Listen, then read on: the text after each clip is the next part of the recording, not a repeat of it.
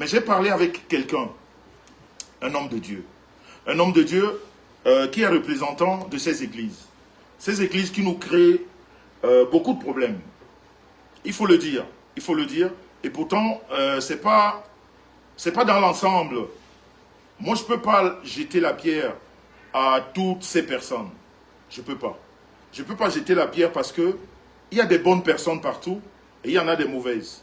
Mais dans la vie, vous savez, quand vous voyez des gens courir, comme on le dit vulgairement, à la recherche du Seigneur, ce n'est pas un jeu. Ce n'est pas un jeu. On peut être à la recherche du Seigneur et puis se tromper. Ça peut arriver.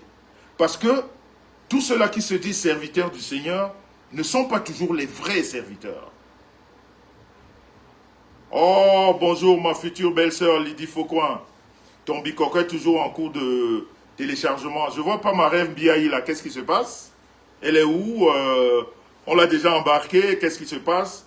Appelez-la moi s'il vous plaît. Cherchez-la, faites-la venir dans ce direct. Donc je disais, quelquefois il faut comprendre...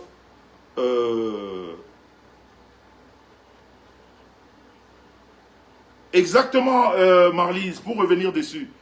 Exactement, moi je ne fais pas partie de ceux qui disent que un Bamileke ne sera jamais président. Moi c'est des langages ridicules. Ça c'est un langage inculte.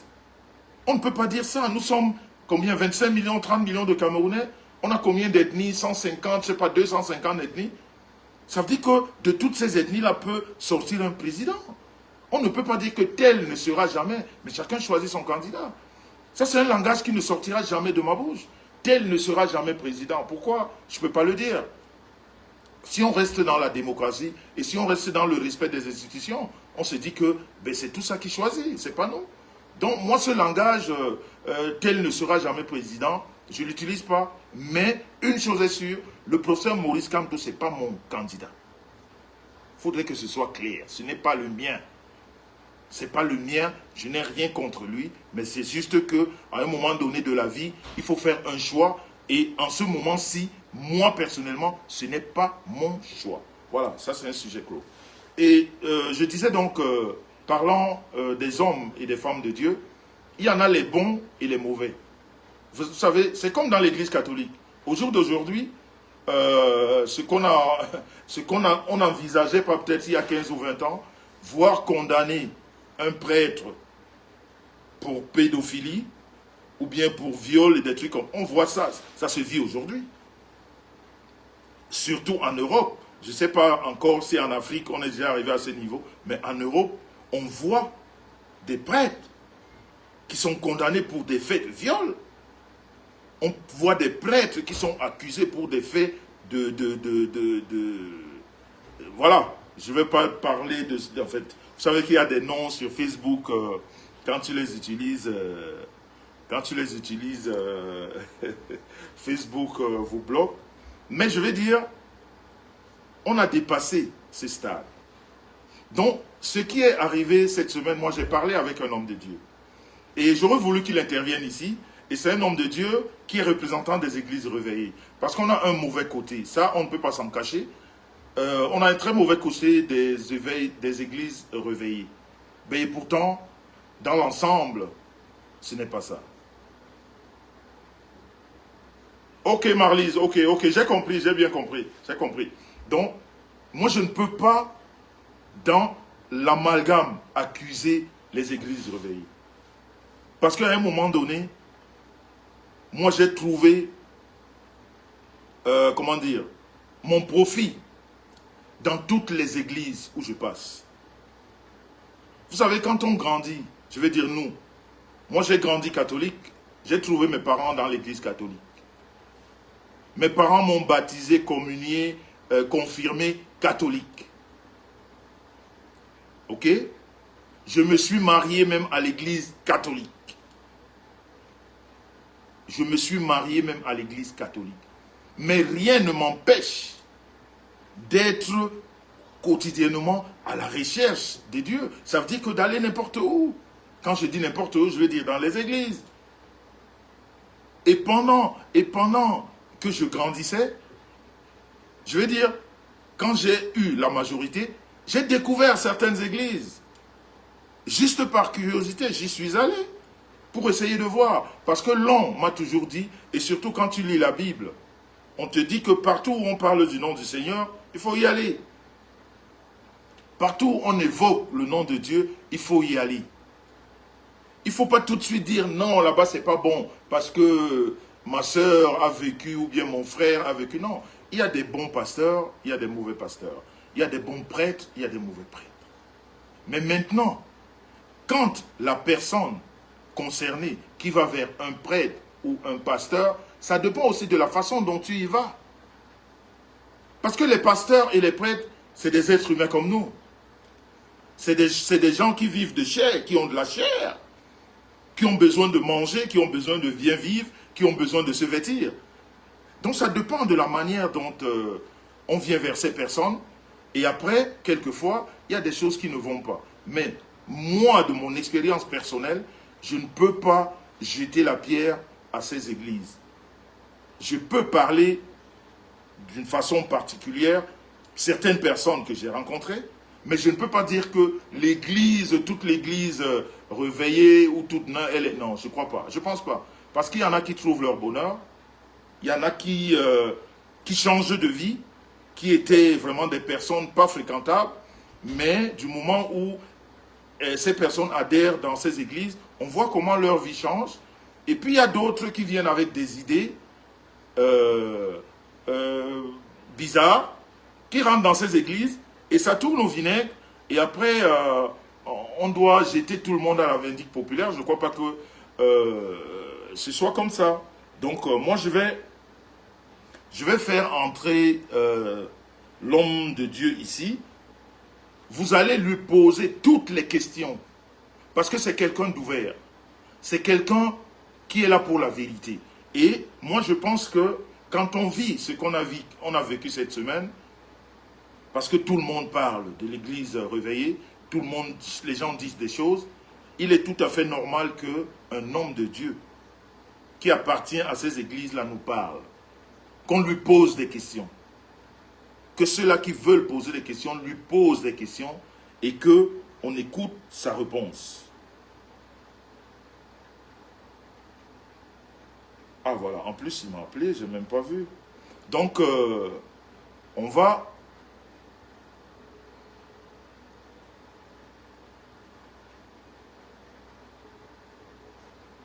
essayer de l'inviter.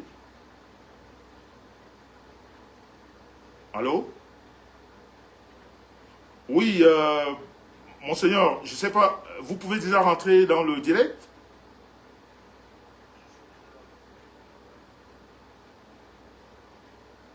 Bon, dites-moi peut-être bonjour, avec quel profil, comme ça moi je vous envoie l'invitation. Dites un peu bonjour, si vous êtes abonné à la page déjà? Je crois qu'il faut s'abonner. Voilà, vous pouvez le faire en même temps. Et vous écrivez bonjour, comme ça je vous envoie l'invitation. Voilà, vous dites juste bonjour, parce que je ne sais pas quel... c'est quoi le nom de votre profil déjà?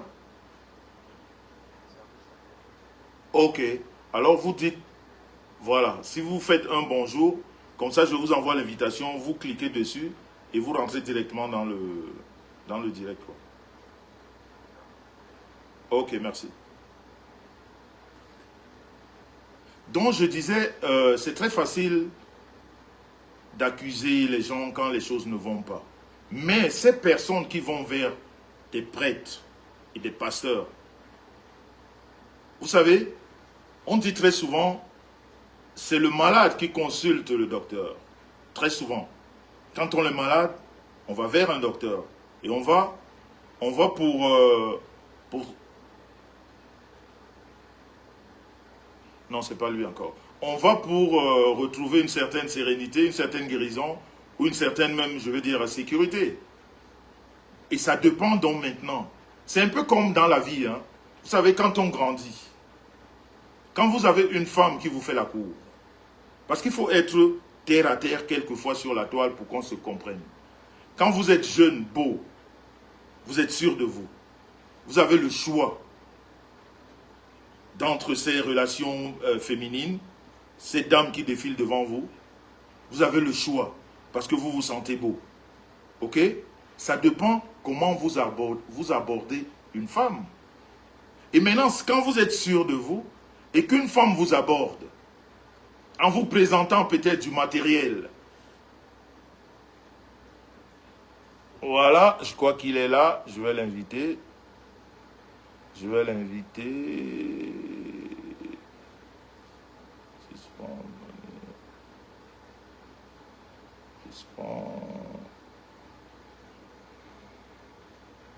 Oh là là. Mais pasteur, vous n'avez pas de caméra. Votre caméra n'est pas actionnée. Parce que là, quand j'appuie, je ne trouve pas de caméra sur votre profil. Oh là là. Il n'y a pas de caméra sur votre profil. Il n'y a pas de caméra sur votre profil. Peut-être que sortez du direct et vous... Il n'y a pas de caméra sur le profil. Oh là là. Il n'y a pas de caméra sur son profil.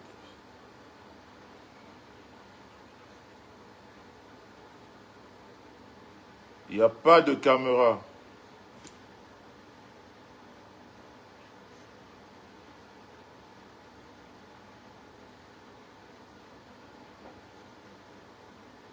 Il n'y a pas de caméra sur le profil.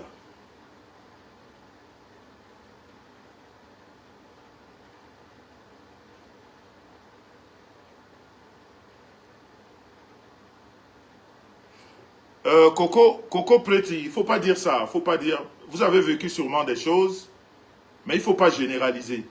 Et c'est ça qui nous tue. C'est cette généralité-là qui gâte tout. C'est cette généralité-là qui gâte tout.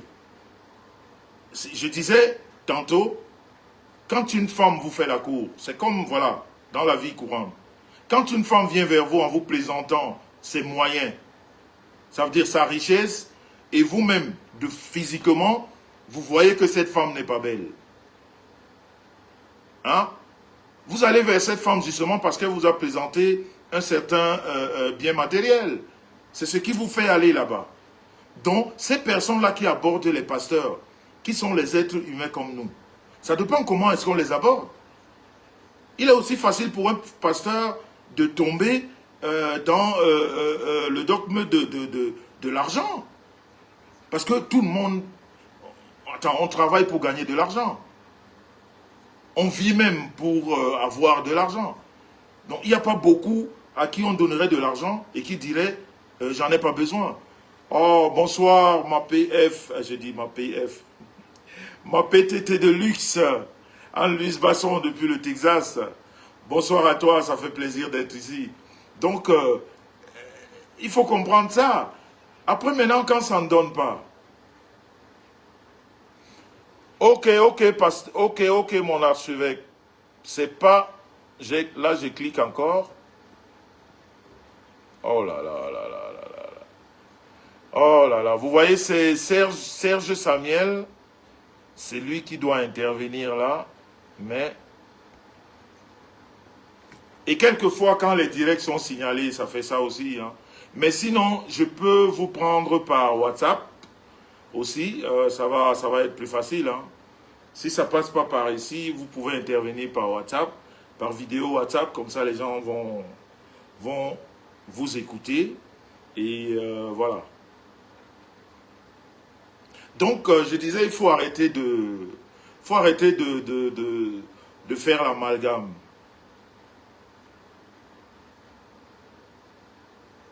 Coco Pretty, j'en sais quelque chose.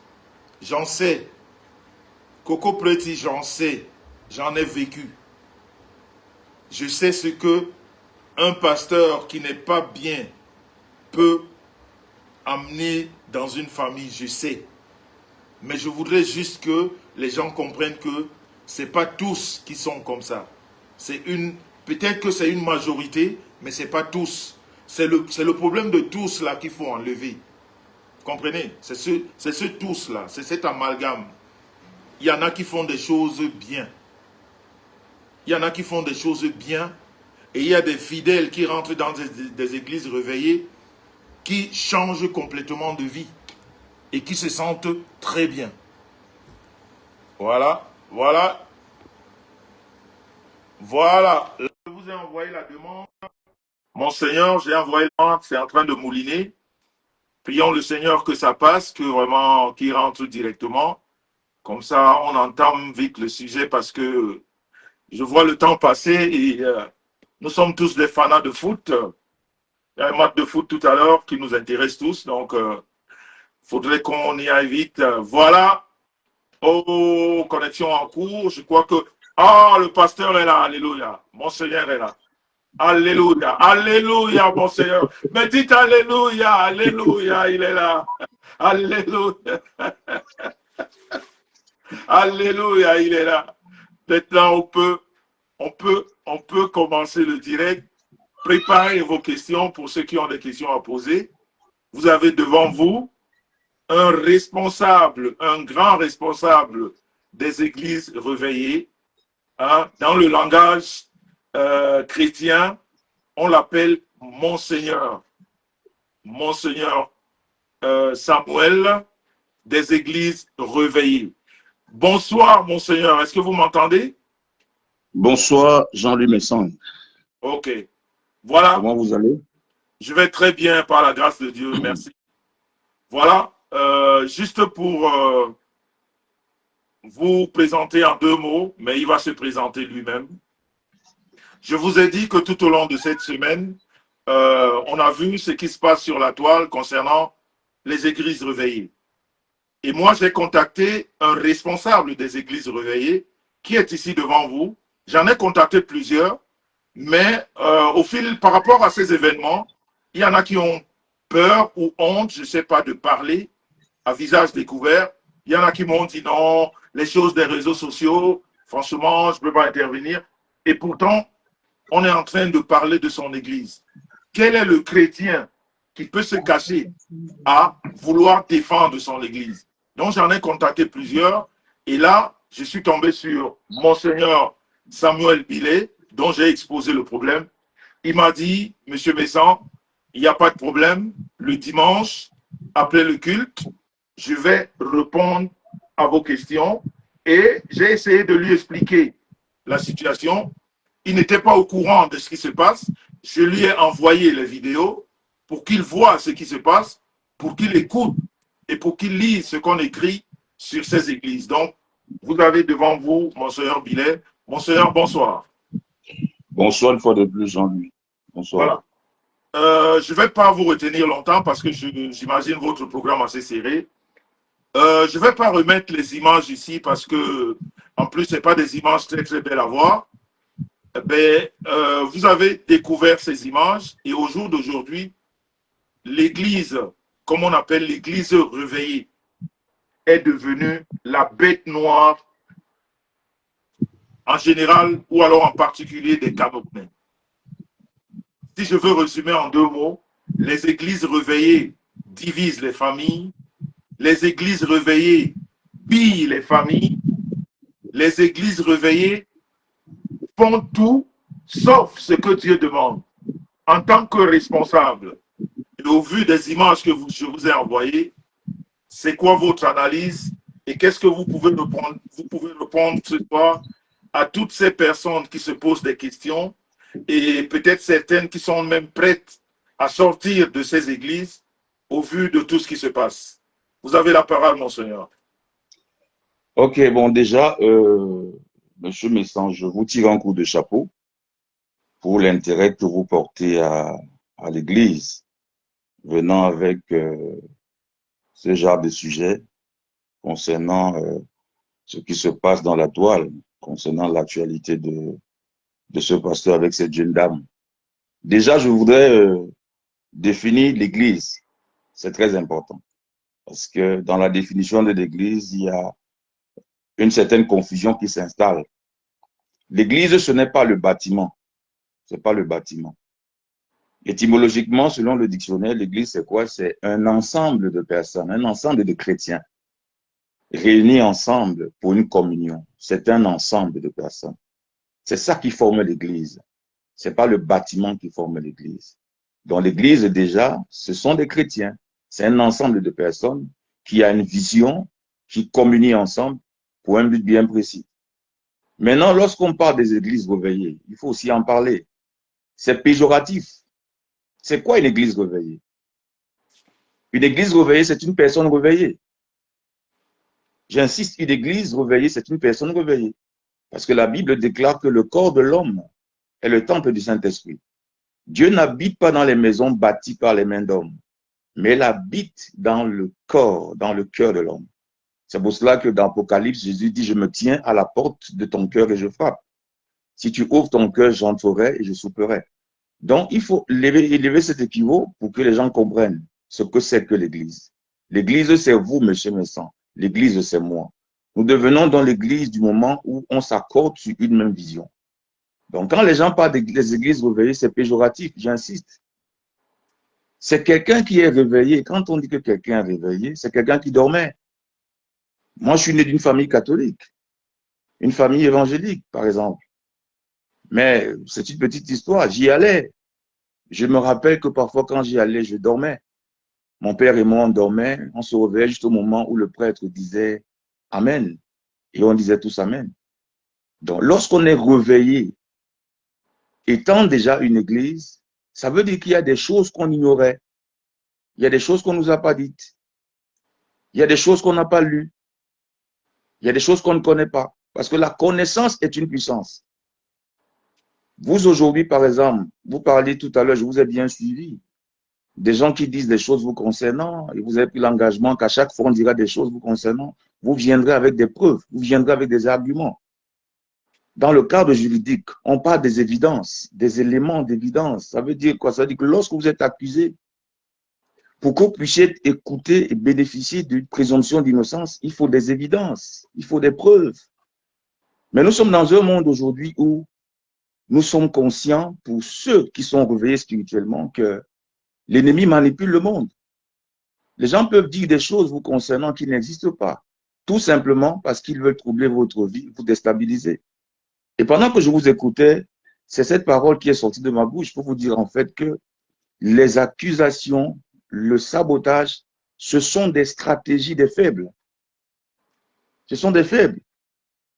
Donc, revenons à l'actualité et essayons de corriger un peu ce que vous disiez tout à l'heure, pas vous, mais ce que les gens disent. Les églises réveillées pillent, les églises réveillées dérangent, les églises réveillées troublent. Non. Il faut savoir que lorsqu'il y a le vrai, il y a aussi le faux qui existe. Et aujourd'hui, il n'y a rien de nouveau sous le soleil. Sans vous couper, monseigneur, il y a des personnes qui réclament, qui vous demandent, vous ne vous êtes pas présenté, elles ne vous connaissent pas. Ah d'accord, je m'excuse. Oui. Je suis monseigneur Serge Samuel Doumbabile, archevêque élu. Je suis le leader de la Cité de l'Espoir, membre dans la congrégation de la Mévipac, qui est la mission Vie et Paix. Je réside en Suisse, où j'ai un ministère. Donc, voilà. Et vous parlez tout à l'heure de la représentation au niveau des églises réveillées. Je suis un membre de la congrégation Mévipac et je m'associe au pasteur pour défendre la cause de l'église, chose que je vais faire ce soir. Donc, voilà, Monseigneur, celui qui est Monseigneur.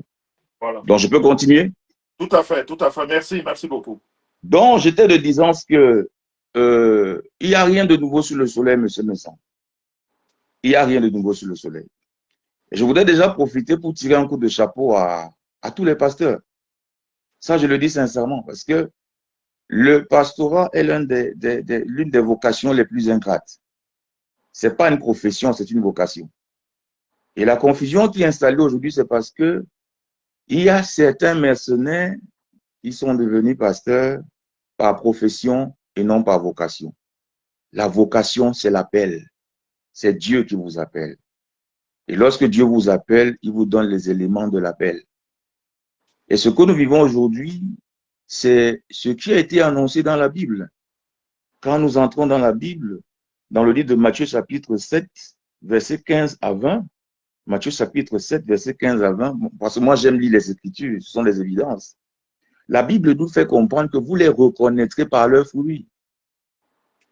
Vous les reconnaîtrez par leurs fruits. Donc, pour discerner, pour voir le vrai et le faux, tu reconnais le vrai et le faux par les fruits. Ça, c'est très important de le savoir. Et nous sommes dans un temps où aujourd'hui, il y a des faux prophètes qui se sont infiltrés. Il y a des faux pasteurs qui se sont infiltrés. Mais ce n'est pas parce qu'il y a un ou deux pasteurs qui sont faux pasteurs, qui sont des mercenaires, que tous les autres sont des faux pasteurs. Non, c'est faux. C'est faux. Et je voudrais avouer une chose, c'est quoi? Concernant ces églises réveillées, en réalité. Il y a un mauvais travail qui est abattu aujourd'hui, qui essaie un peu de discréditer l'histoire de l'église. Et ça, il faut remonter là pour amener même les gens à comprendre qu'il est très important d'avoir le discernement. Un pasteur a besoin d'une bonne formation. Un pasteur a besoin d'une certaine maturité. C'est très important parce que nous sommes exposés. Vous le disiez tout à l'heure, nous n'avons pas de vie. Moi, j'ai vu cette actualité dans la toile et j'ai essayé de prendre le recul. Parce que généralement, quand il y a une situation comme celle-là, qu'est-ce que les gens font? Chacun va de soi, chacun peut dire ce qu'il veut, on insulte les pasteurs, on dit tout ce qu'on veut, on insulte les églises. J'ai essayé de voir des commentaires par rapport à cette histoire. On insultait ce pasteur, on disait des choses. Mais quand j'ai regardé, j'ai réalisé que nous-mêmes, les pasteurs, on doit faire trop attention. Trop attention.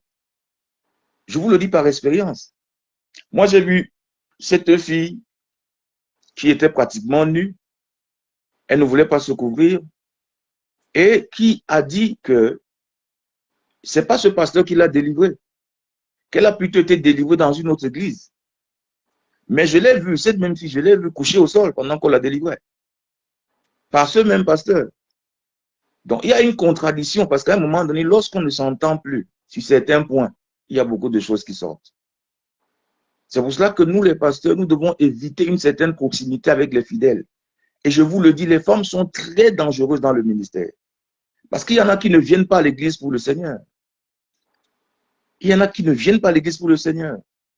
Il y en a qui viennent pour leurs intérêts. Il y en a qui viennent pour le pasteur. Ils ne viennent pas pour Dieu. Aujourd'hui que ça s'est gâté, elle réclame et sa chaise, elle réclame et sa maison. J'ai l'habitude de dire quoi? Lorsque vous n'avez rien qui appartient à quelqu'un, il ne peut rien vous réclamer. Lorsque vous n'avez rien qui appartient à quelqu'un, il ne peut rien vous réclamer. Aujourd'hui, elle est en train de réclamer ce qu'elle a donné au pasteur. Nous voyons tout simplement la surface. Mais il y a un fond que les deux seuls connaissent.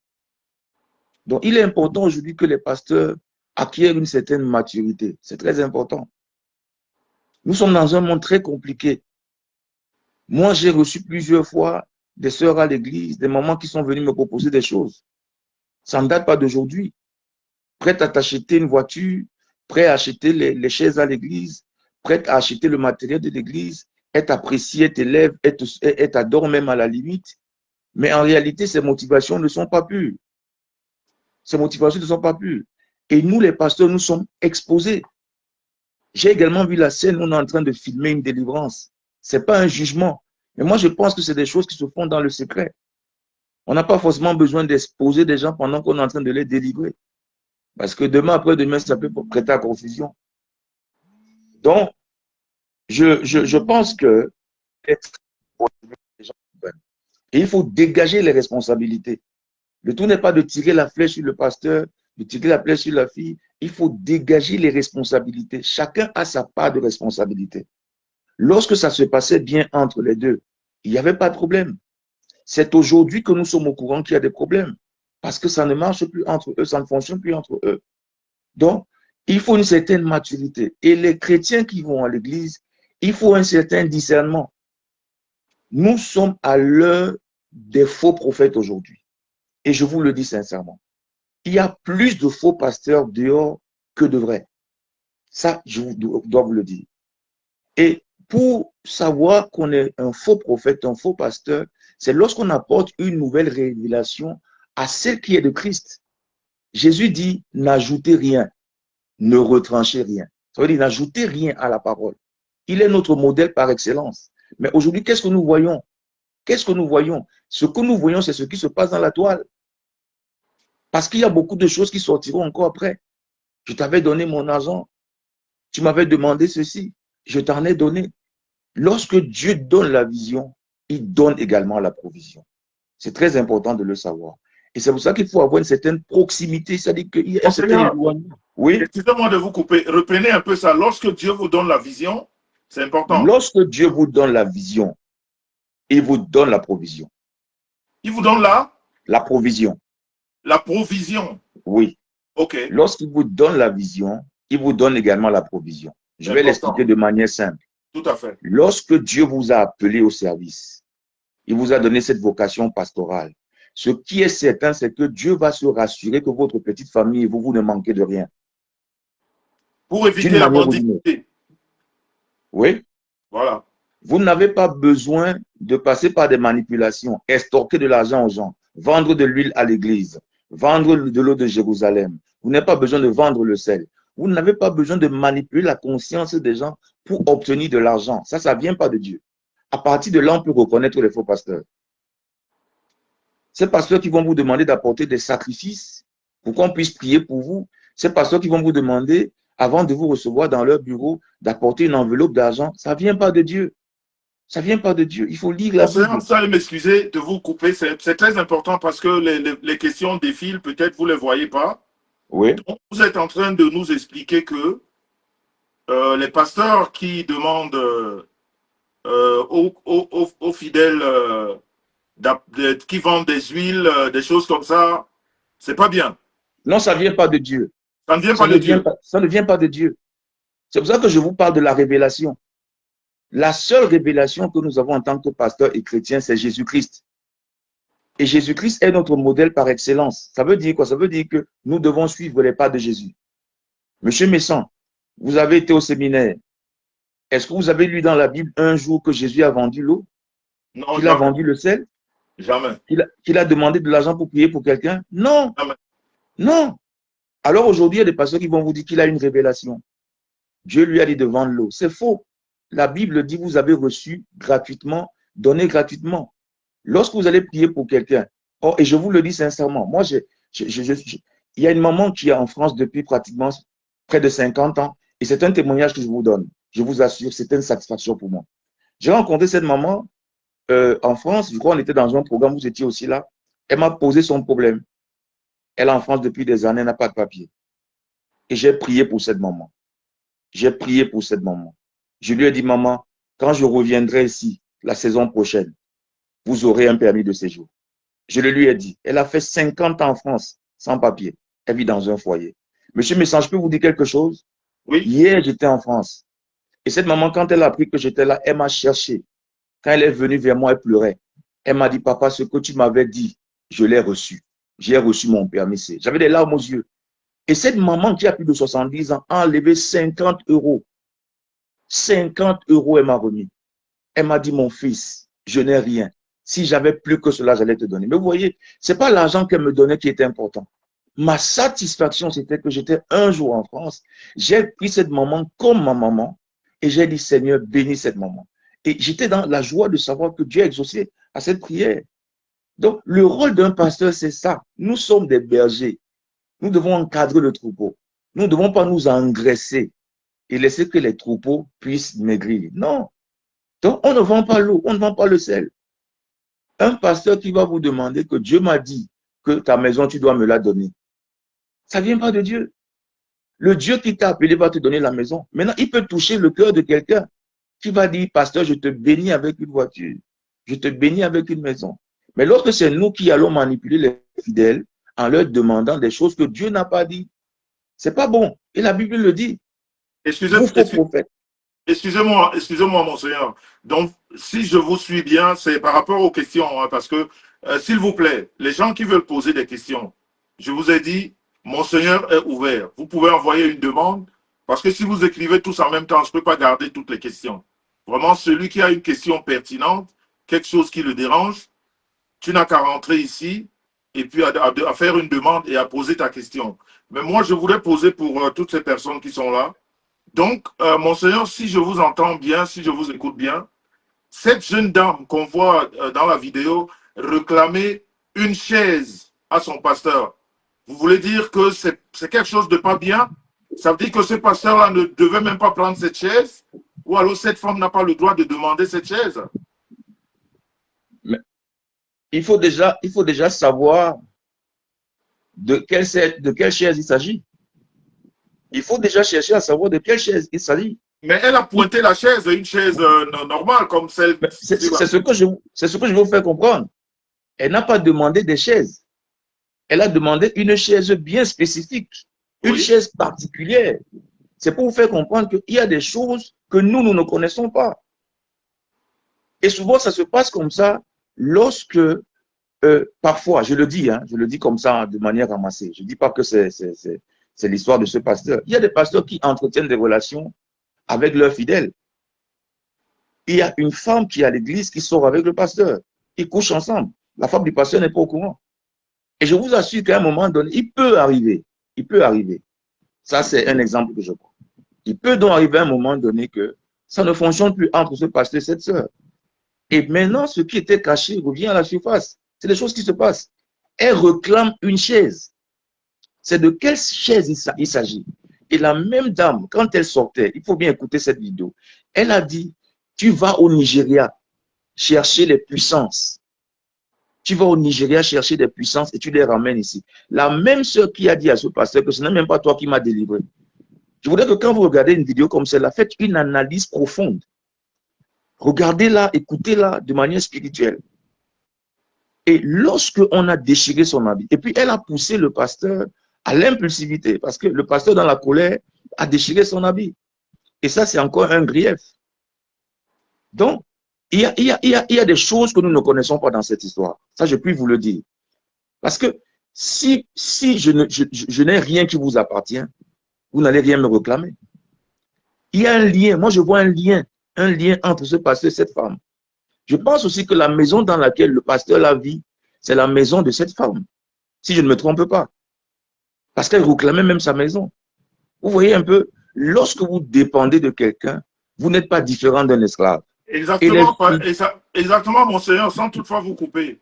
Ce que vous dites, en fait, suivant l'actualité, hein, on parle Oui. de l'actualité parce qu'on n'a pas vraiment l'essence de l'histoire même, on ne l'a pas. Oui. Mais concernant l'actualité, la chaise revient à cette dame, et on est en train de m'expliquer que c'est une chaise Louis XIV, et le domicile aussi.